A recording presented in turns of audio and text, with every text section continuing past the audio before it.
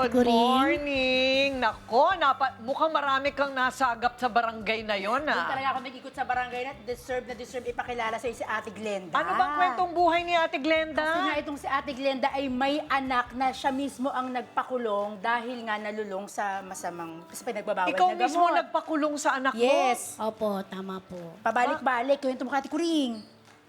Yung nalaman ko po na nasangkot siya sa illegal na droga. Ako po mismo, magulang, nag-report sa barangay para po mahuli po yung aking anak. Ayun. Okay, so, nahuli. Nagbago na ba siya ngayon? Sa ngayon po, nasa kulungan po siya ngayon. Ay, nasa kulungan Nakailang siya labas nga ngayon. siya, ate, kasi labas-pasok eh. Bali, 4 na rehab, tsaka 2 kulong. Ilang taon na? 31. 31 lalaki. Opo. Pag lumabas yan, ipasession natin siya kay Doc Camille.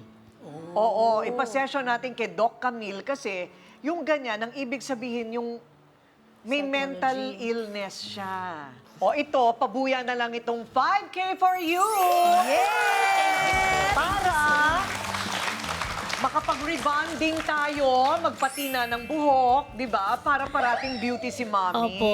Titreat daw niya Salamat kanyang pitong po. anak. O yung 7 ang anak mo? Yes. Opo, 7 po. Isa na lang ang nag-aaral pa, Ate Kuring. Wow! O, may papiging. O kaya pwede rin itong kapital sa negosyo. Opo. Oh, and Thank you po.